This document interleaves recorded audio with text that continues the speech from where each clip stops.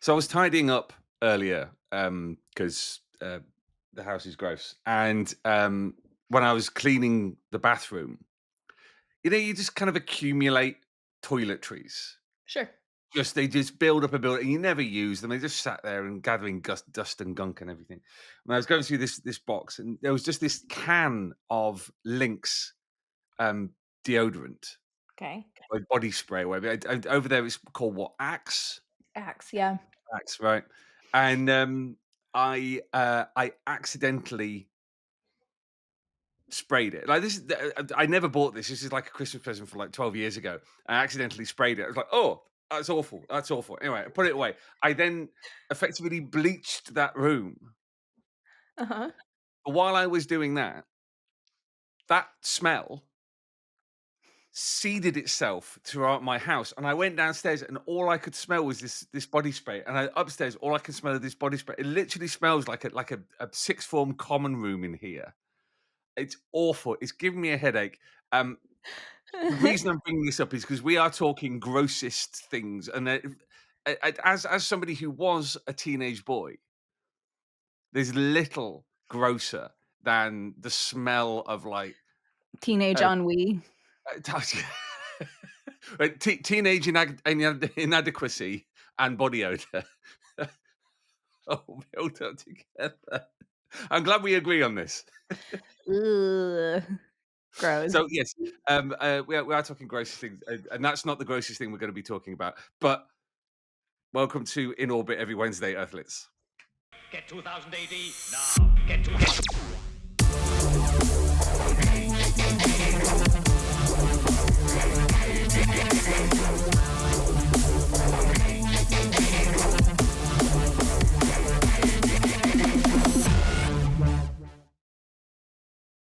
Absolutely insane. Borag Earthlets, welcome to In Orbit every Wednesday. I am your host, Molch-R. This is your host, KLO-E, fresh from Rose City Comic Con in her Ah, hometown of Portland. How that's was right. that?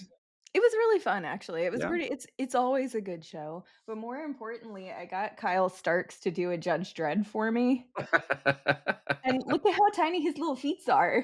It makes me that's like the anti McMahon. it's the anti-McMahon, but yeah, it was very, very good. It was very, very fun. All is well. Not nearly as exhausting as San Diego, so I don't think anything is really. I mean, I've done a no, lot of San conventions Diego and over the New years. York are, Yeah. like, the 2 that have me wiped out for 2 weeks afterwards. One San Diego took me, I think, about 2 months to recover from. Just being there is exhausting. Like, there's just this kind of constant noise. But anyway, Yes. um, we I don't have to worry about San Diego for at least another couple of months. So and breathe Think of it and that breathe. way. On this episode, because everything's coming to an end in 2000 AD, which is Prog 2449, including Rob Williams and Aaron Guerra's Tunnels, the Rallers Pact, and Scarlet Traces. We're not going to focus on the Prog this week. We're For going to do those a big placing bets. yeah. For those of you placing bets, payout is now. Um, it's jumping on prog, a bumper jumping on prog next week. So we're going to focus on that one next week. On this episode, we received an email from a squat stick tharger called Mike Amos from Cumbia. Hello, Mike. Where spoilers if you've not read all of the Rallers Pact in the current run, but he says, "Cracked me up, part 9 of the Rallers Pact, skid marks and a wedding dress." Yeah. If you know, you know. I'm going to show that page to my non-comic pals, and if they don't think it's funny, they are brain dead. Funniest comic panel I've ever read. So that gave me an idea that actually we should focus on like the grossest things in 2000 AD, because I don't think, for all the talk of like 2000 AD being in your face and punky and all this that and the other, actually I think there's where it has always excelled is in the kind of gross stuff, kind of going all the way back to what was the robot doctor from Robusters?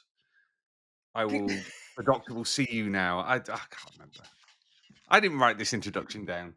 Um, but all the way back to Flesh, which we've Yeah, mentioned many a time on this podcast of people literally being eaten, Hookjaw, Shaco, Chaco.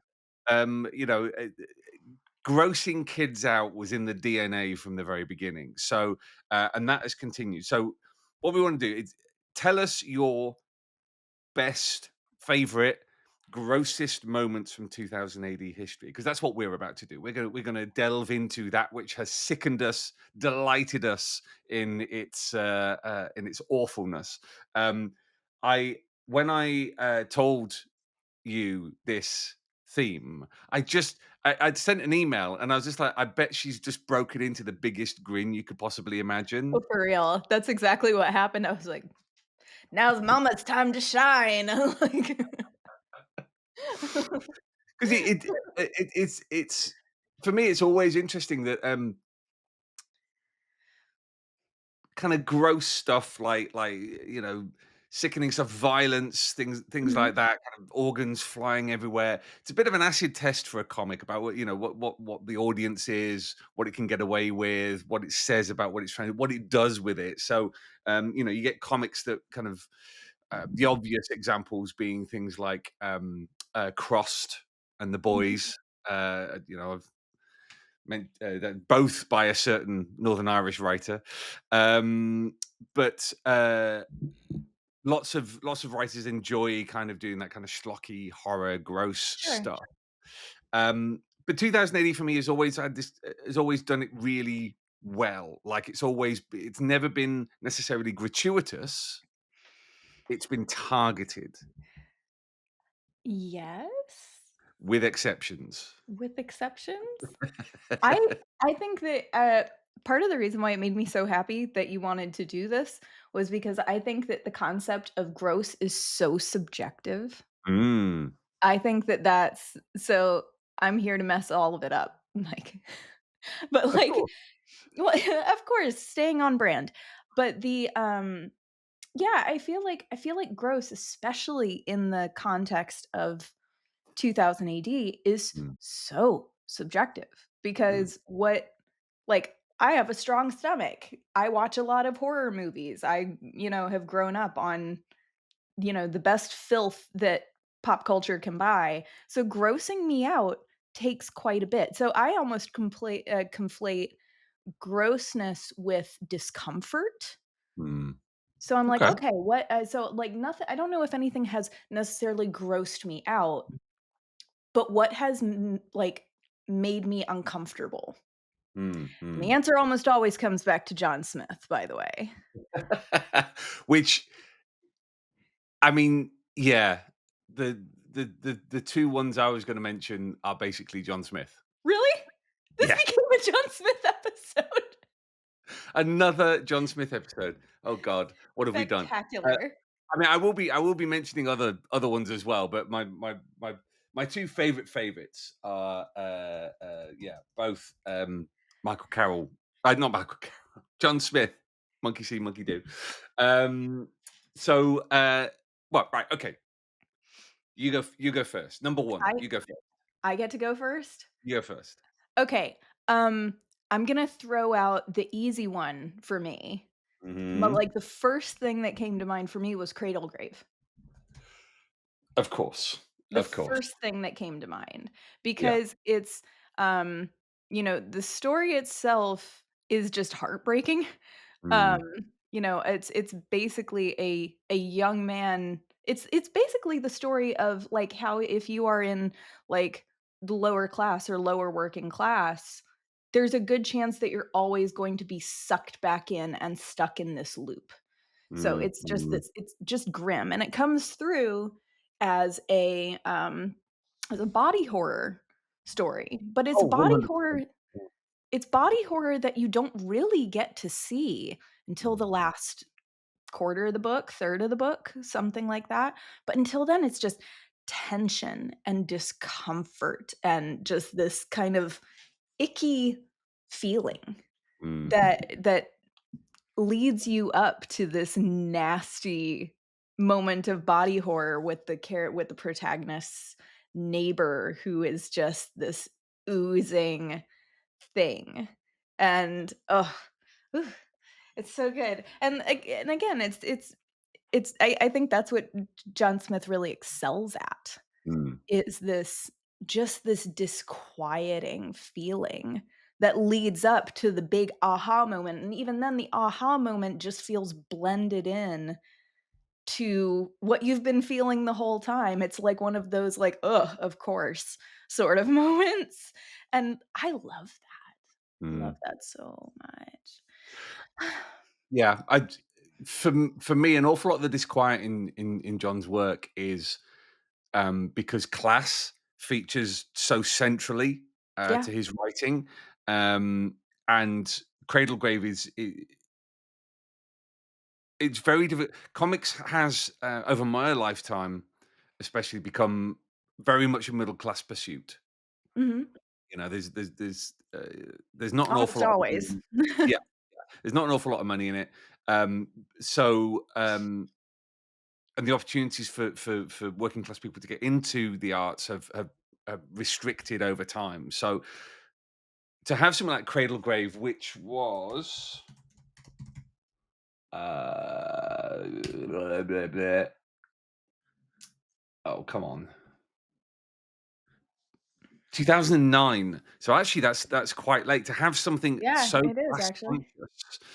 Um, at that date is quite remarkable. And two uh, things that I've consumed recently that very much made me think about Cradlegrave was number one. I went to Pulp's comeback tour, where it ended up being Mhm. a comeback tour. I saw them in Sheffield. I read some of the coverage, the sneering coverage around that tour. You know, because it was nostalgic, um, Okay. and a song like "Common People," which is about a working class experience being sung along to by an audience that may well be predominantly middle class. Yeah. Um, a lot of the coverage kind of over focused on that. I felt it was very unfair. But also, I just finished watching a documentary about the kidnap of Shannon Matthews, which is a case from Dewsbury a number of years ago, where a young girl went missing on effectively on a sink estate, and it was just after the disappearance of Madeleine McCann, who was from a middle class family, and the contrast in the coverage between those two things and the outcome of that. And her Mhm. mother was eventually convicted of kidnap and I think it was kidnap and perverting the course of justice. But the the reason I bring those two things up is because they both speak to a certain degree about the kind of hopelessness and sense of dislocation and Yeah. alienation um, of the working class communities have experienced over the last 40 or 50 years. Yeah. And then you get something like Cradlegrave, where the horror, where the reality of things like heroin making and crack cocaine making their way into communities like that is given a body, Yeah. and so the allegory is made real. And that's one of the reasons why it's so gross, is not just because of the body horror, but because of what that body represents, Yeah. which is literally these communities just draining away Mhm. into this thing. All the vitality of youth, all the promise of the future is just sunk into that, and that is an external thing. Yeah. That's Well, the thing. it's always concerning when those things, like, it's always concerning when those things are given a physical form, and comics is such a brilliant medium for Mm, doing that sort of thing. yeah. And especially in the case like this, where a lot of, like you said, a lot of the horror does come from the things that we recognize in reality, and then there's this surreal bit where you know, trying to get yourself out of the slums, being Mm, sucked back into the slums, being, like, uh, caught up in this never-ending just Ouroboros of drugs and gangbanging and all of this stuff. being made into this gelatinous, horrible, suckling beast, and there's layers to how shocking it is, which is Mhm. oh, oh, love it. I love it very much. I love a good metaphor, and I love a good, story about trying to climb out of the shit Mm, and not being able to. Um, and, like, horror is a perfect genre for that, but this is particularly gross both on a like, an actual like, what you're looking at, but also on a moral, like, social mm, level, I mm. suppose. Um, by contrast, Okay, hit me. my my first pick, is another John Smith one, Okay. and it's The End of Killing Time, the Yeah, that was Indigo one of my Prime. runners up. Yeah, the end of Indigo Prime, Killing Time, 1990s. I'm becoming increasingly conscious because this podcast is weekly. I think what it's doing is it is exposing the bedrock of our taste. I know, it's horrible. Because there's certain things that we come back to again and again and again, and it's not just John Smith. For me, it was the '90s, which was my formative period with 2000 Mhm. AD. You know, um, For and better or for worse. for better or for worse, I actually feel very lucky in that I was there for what many consider. I have some sympathy with this point of view, the nadir of 2000 AD, but I think actually you could narrow that down to at most 2 or 3 years, Yeah, yeah, and for the most by part. kind of dismissing the '90s, what you end up doing is you end up ignoring some of the best stories A lot of fun it's stuff. ever published. Killing Time is one of those stories, Mhm. and it's Indigo Prime. It's Max Winwood and Ishmael Cord, and it's basically Murder on the Orient Express, but it's Jack the Ripper and it's a time traveling train. I really wanted to see how you were going to try and explain Indigo Prime, like, Killing Time. Like, Yeah, it's hard it, to it, do. so what I love about it, it's obviously very heavily influenced by From Hell, the Mhm. Alan Moore and Eddie Campbell book, but also um, what I think it is, and the reason why it does its own thing is because at the time Grant Morrison was really kind of entering his magical phase, the stuff where he was experimenting with various viewpoints and research and all this that and the other. And John Smith kind of steps into this and does it so effortlessly, but it's not the core of what his writing does every single time. Like he manages to make it arcane and esoteric and Fortean, but then he moves on to the next thing, and that's one of his Yeah. strengths as a writer. But Mhm. there's this moment at the end where, and I love the fact that it literally tells you that this guy is Jack the Ripper Yeah. on like the first page. Just to get it out, like it's not a Just right murder out the mystery. gate. Straight out the gate, that's Jack the Ripper. Everyone, kind of, Ralph Wiggum chuckles, "I'm in danger." Yes. Um, and there's this moment they end up the whole thing is Jack the Ripper being influenced by the Iscariot, which is this malignant entity that Indigo Prime imprisoned aeons ago, and it basically leaked out. Its prison leaked, and it was able to influence Jack the Ripper. And it's all about the pentangle of the Whitechapel murders and all this thing. And they're in the prison with the Iscariot, and basically Jack the Ripper is now he's achieved what he wanted to do, and Ishmael is furious because he he wasn't sweet on one of the passengers on the thing, but he was like, she's an innocent Mhm. and didn't need to die. And he picks up Jack the Ripper by his hair and drags him over to a harp that happens to be part of the landscape because this is a weird, sick interdimensional thing. And this is all rendered by Chris Weston, who manages to do this incredibly detailed, sickly landscape. Like I just remember I'm dragging on this on a bit, so apologies. But I remember I think he did like a back cover Wimbledon chord Killing Time Coming Soon, Mhm. and he'd rendered Winwood's face as almost kind of um chitinous, like the carapace of a insect, Mhm. and it just looks sick and gross and awful. And so anyway, Ishmael picks up Jack the Ripper by his hair, throws him against this harp, and then basically forces his head through it.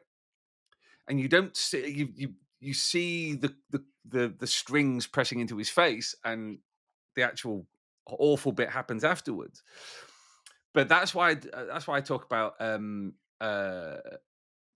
the stuff that John Smith did and 2000 AD does as being targeted, because that is quite, there's lots of gross bits in that story, but then there's just this very particular act of, one would say, unnecessary One revenge. nasty act. Like, Yeah. um and it is a small moment of justice in this big thing. For Ishmael, it rebalances everything, and him and Winwood end up, you know, in danger. yeah. Um, but it's just so perfectly done, and it was so shocking to me as a teenager. It's still shocking to me now that the story just takes this moment Mhm. to deal with the bastard that it introduced at the beginning, and it's gross. And Chris But Weston it's is a such a twisted fantastic genius. little end cap. Yeah. Well, end cap. Yeah, yeah. Mm. Yeah. Okay, I have a really specific John Smith thing, and it's not Mhm. actually technically a comic in 2000 AD. You Oh, ready for I know this? where this is going. Yeah, Yeah, yeah, I'm gonna yeah. so, in the 1994, again, we're in the '90s. In the 1994 sci-fi special, Mhm, there is a prose story by Smith, and it's mhm. a Strontium dog story called Oh. Fast Breeders Right, yeah.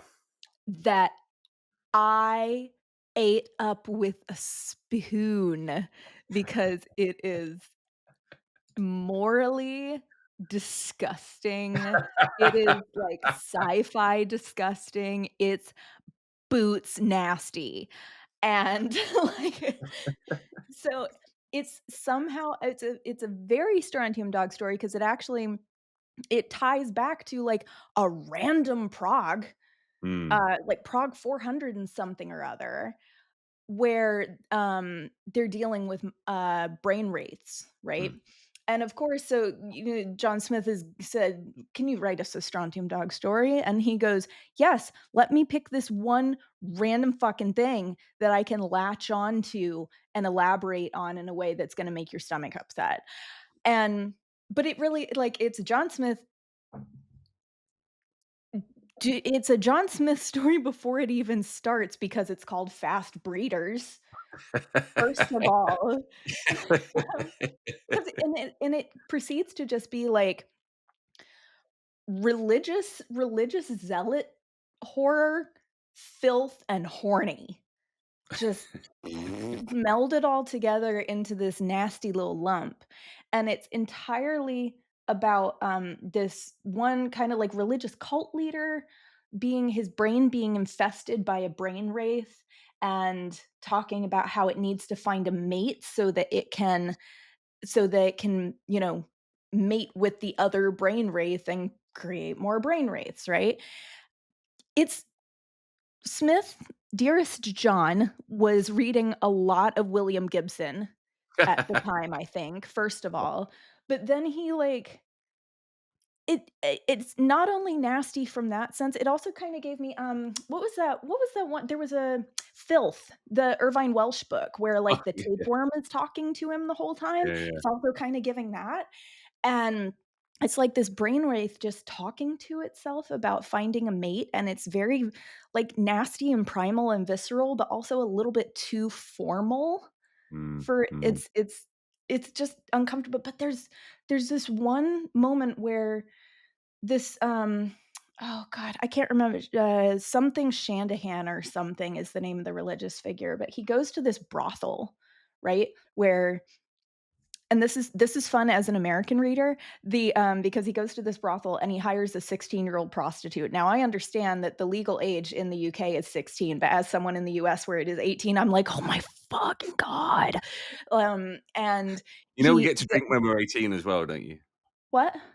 We get to drink when we're 18 as well. I know, life is unfair.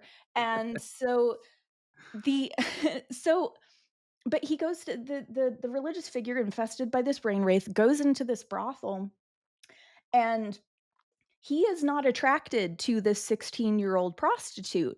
Mm. His brain wraith is attracted to the female brain wraith in this 16-year-old prostitute. And I'm just sitting there going, "This nasty. This is the cat's ass brand of nasty." This is Mm, so like this and but the whole story is very like it's just uncomfortable. mm, It's just uncomfortable, and sure, there are a lot of, like, gross elements because you're dealing with brain worms, but at the same time, it's just like I get the gross out vibe just from, like, how sickly and uncomfortable I felt reading mm, it, and then mm, going, "That was great. That was one of the best things I've read in a while. This is awesome." Like but that's kind of the fun part about so many of the, aside from the fact that they're all, like, just brilliantly written, and the ones that are, more of a visual, like an actual comic, mm, are just shockingly well done. Aside from that, it's also this great thing where I don't know, I feel like it's that's kind of the nature of art, isn't it? It's to create reactions from people, and you can read anything and get a thrill or get a laugh or anything like that, but when you get something that actually gives you a bodily reaction, mm, where you get goosebumps or you get sick to your stomach or you get, like, a genuine chill up your spine just because something is nasty, that's an actual primal reaction. mm, And mm. what's more artistic than that? What's more of a show of, like, art as a reaction? And I always think it can be such a feature of what's generally called genre fiction, Mhm, rather disparagingly called genre fiction, where quite often you will get literary figures dabbling in genre, so science fiction, fantasy, mhm, horror, etc., etc. And you get books like The Wasp Factory. mhm, You get books like Children of Men, that use expectations and push boundaries a little bit just to unsettle the reader. And but with comics, I think the challenge and the payoff becomes twofold because number one, you're working in a medium, and this is we've talked about this with horror and comics before, where the reader is in charge of the pace of delivery of information. yeah, So the speed at which they turn that page. So lots of people who do try to do horror comics are obsessed with the turn of the page. Like, what mhm, page is this going to be? Is it going to be on the opposite page, or is it going to be on the facing page? Um, and but the payoffs from doing horror and unsettling things in comics are so much better because you can show as well as tell. yeah, Um, and I've got a couple. I'm conscious of time, but I've got a couple more examples. Well, no, I'm going to do a twofer because they're more recent. And okay. one is Thistlebone Oh, yeah, that's a good one. by Tom Eglinton and Simon Davis. And the grossness of that has gotten great. So we're on to we've done book three now. It's ramping Um, up. Yeah, and the grossness is getting better, and content warning, discussion of self harm. Book three includes portrayals of hangings, Mhm, And there's still something really shocking about seeing the portrayal of somebody being hanged. Yeah. And the way Simon Davis does it, and it's always that point I bring up, he's a portrait painter. He's literally somebody whose trade is making realistic impressions of people in paint. There's one page in I think it's the first episode of book 3 or second episode, where it's literally 4 or 5 images of Mhm. women being hanged. Mhm. And that's gross. That's genuinely shocking, and there's blood everywhere, and it's just, it's, and this isn't to criticize. It's just to go like that. That's one of the extant examples of just real body horror, like Yeah. straight out gross. Um, in addition to that, there's also Silver, which is really recent. Yeah. The Joe Curry and Michael Carroll series about well, it's about a lot of things, but it's mostly about sci-fi vampires. And one of the characters is able to put themselves back together, and kind of get blown apart and put themselves back together, and also and Joe Curry's artwork is so singular Mhm. that the way he renders these moments, it's almost like they're exploding with blood. Like there's almost a Yeah. halo of blood around the head, and that brings its own kind of alienating, disassociating sense to the grossness of what you're seeing. I'm really reminded of.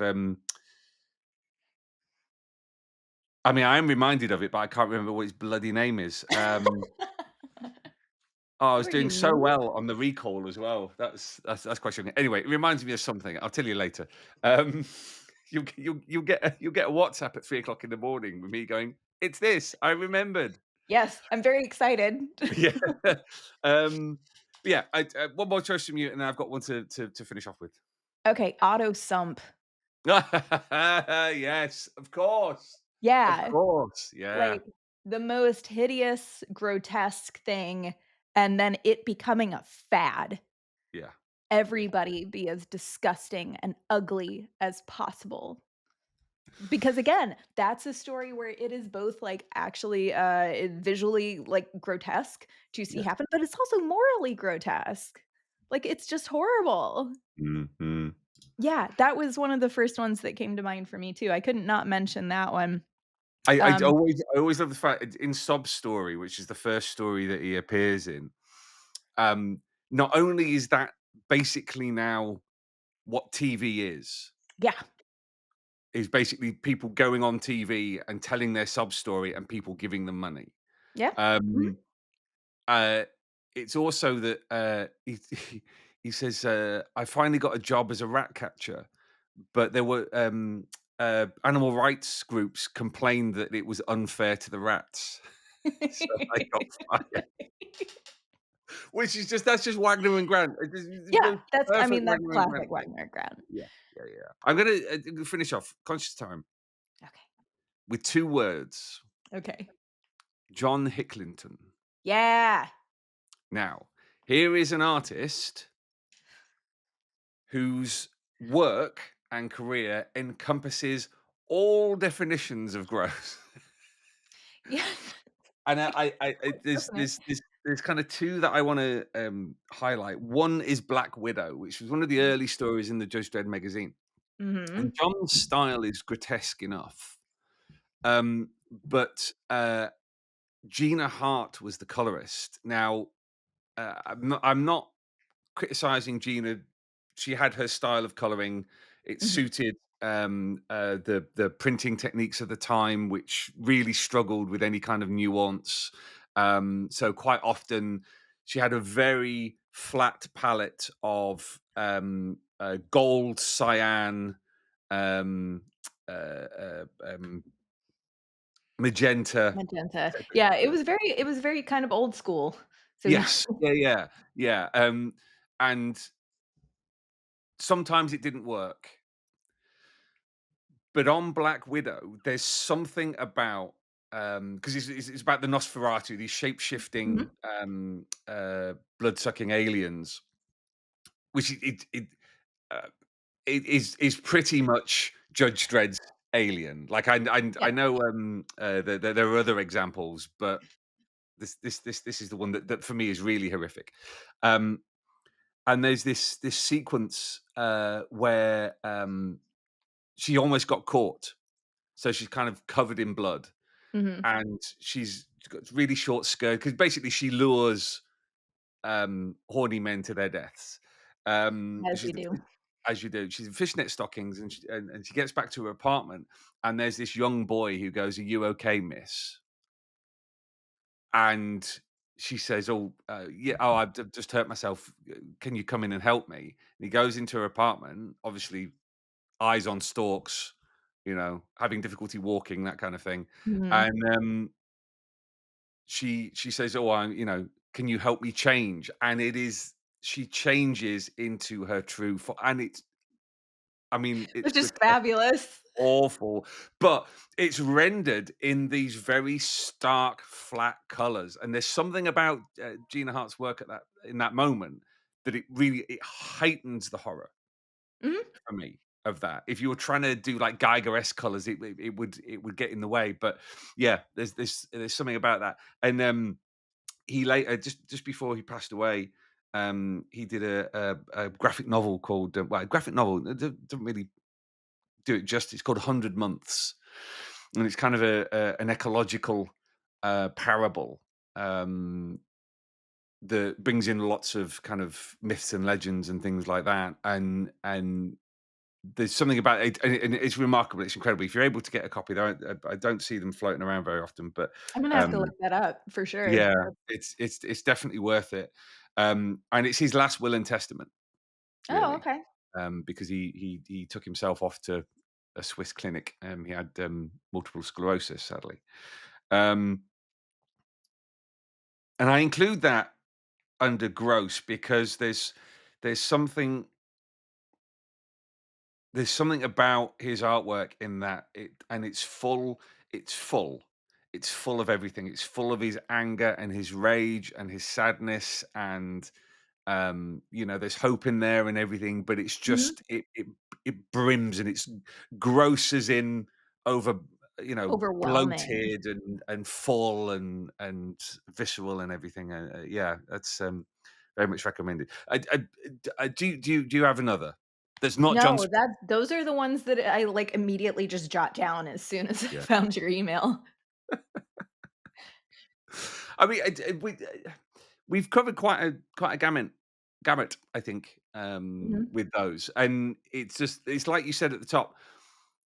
It's so subjective and covers such a range of you know It's crimes. very it's very subjective. I also think that, just like horror and, like, all of the other kind of, like, subgenres Mm, that we've kind of covered, um, it's very generational as well. I'm always like I always really love when we do the specific subgenre mm, episodes because people suggest, like, what they think, and it's always the, "I can't believe you forgot this," and it's fascinating to see what people consider scary, disgusting, et cetera, because it really does kind of come from, like, what era and how mm. old were you when you were Yeah, reading this? yeah, yeah, Like, it's just it's pretty great. That's always my favorite part is, like, reading people's responses. So, yeah. I'll be super curious to see what people think is nasty. Oh, absolutely. And thank you to Earthlet Amos Yeah, thank for you. dropping us a line about that. And it's always fun to talk about skid marks on wedding dresses. Uh, as as someone who once rifled through a charity shop bin of wedding dresses in Leeds for a fancy dress party, that was illuminating. Aw, Um, Very sad. They used to call it the sad bin. the sad bin. But yes, let us know in the comments what you think what is your grossest 2000 AD moment, Earthlets? Whether it's from the world of Judge Dredd or one of the other strips, it would be fascinated to hear from you. If you do have an idea for a thematic episode or maybe a character or a creator you'd Yes. like us to focus on, Thrill Mail, or one, no, not Thrill Mail, Thrillcast, all one word, THRILLCAST at 2000AD.com. I'll come to the Nerve Center and we'll take a look. In the meantime, we will be back in 7 days where we're going to be talking about the next jumping on issue of Yay. 2000 AD. It's the one to shove in front of anybody who you think might benefit from a little bit of thrill power in their lives. So in the meantime, it's going to be goodbye from me and it's going to be goodbye from Chloe. And we shall see you in a week's time. And don't get too grossed out, Earthlets. Lundig Vertrig. See you next week. Get 2000 AD now. Get to it.